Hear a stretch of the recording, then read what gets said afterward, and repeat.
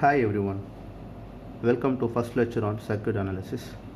In this video, I am going to discuss about the most important topics that may expected in the university examination. So here I have listed the most important topics in unit wise. So I will give a small introduction about each topic. So before proceed that, I just inform you that I am going to upload a series of videos on these important topics. So students, those who are preparing for examination and those who have arrear, you please look on to these videos. So it's really helpful to you. So just go through on these videos. Thank you. So now I start from unit 1. So basic circuit analysis and network topology. This unit deals with the basic circuit concepts and basic laws used to find the current and voltage in the electrical network. Mesh analysis and nodal analysis have two predominant techniques which is often used for finding the current and voltage in the electrical network. So KVL and KCL, Kirchhoff voltage law, Kirchhoff current law. These two laws are often involved in these two techniques to frame the basic linear equation. So once you solve that linear equation, then we can find the current and voltage value directly. The another important topic in unit 1 is network terminology. So this method is used to represent the circuit into a geometrical structure which is called as graph. So the graph is used to develop three important matrix which is called as incident matrix, triset matrix, cut set matrix.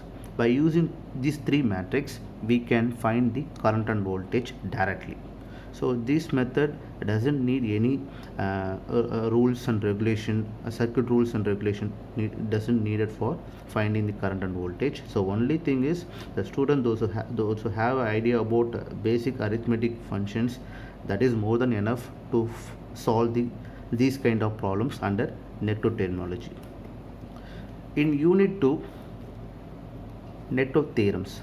So here we have a list of network theorems is really helpful in the practical applications whenever you have to find a faulty part in the electrical network, complex electrical network. So you can use these theorems, you can find the faulty part in the electrical network. So I just read out the list of theorems here. So superposition theorem, Thevenin's theorem, Norton's theorem, reciprocity theorem, Millman theorem, maximum power transfer theorem. So out of these 6 theorems, I suggest that the students those who are feel really difficult to study these theorems, you better go through 4 theorems, that is Thevenin's theorem, Norton's theorem, maximum power transfer theorem and superposition theorem. So you just go through only on these 4 theorems, you can get minimum marks or you can score maximum marks in the university exam, because I already go through with last year question papers, previous year question papers. Without these theorems, there is no problem in the electrical circuit paper. Next unit is unit 3, resonance and coupled circuit. This unit deals with resonance conditions in the RLC circuit. That means how the resonance conditions are occurred in the RLC circuit. So whether it will be counted in a series form or parallel form, how the resonance are occurred, because these resonance conditions plays a vital role in the communication field, because in communication field we have to identify the particular frequency. So by using these circuits, we can able to achieve the selected frequency or you can get the desired frequency. So how these circuits are having a very good efficiency of finding the desired frequency. So through certain technical parameter called frequency, bandwidth, quality factor and selectivity. So these technical parameters are going to play an important role while finding while selecting the circuit for different applications, especially communication application. In unit 4, transient analysis, this unit deals with how the transient responses occurred in the three important circuits, that is RL, RC and RLC circuit.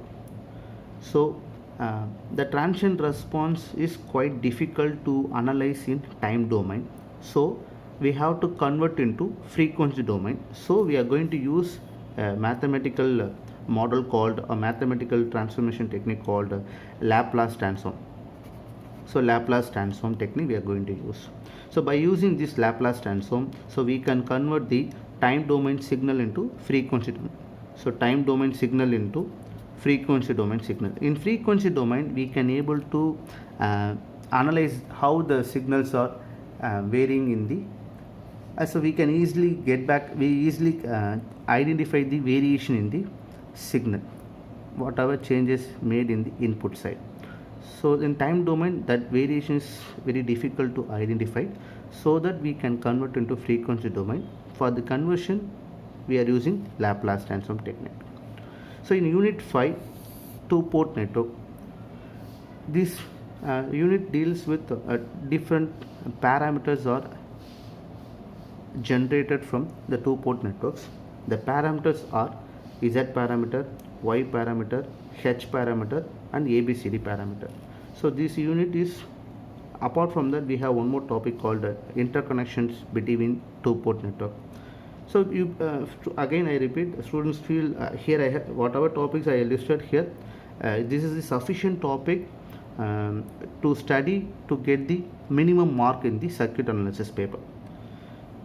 So these parameter again I repeat, so these parameters is in this unit how these parameters are generated, that means some derivations are there, how these parameters are generated, and then how these parameters are really helpful to find the current and voltage. See, overall idea is this paper is going to discuss that how the current and voltage are measured in the electrical network. So for that, what are the approaches are available in the electrical domain, so that things are discussed in this paper, circuit analysis.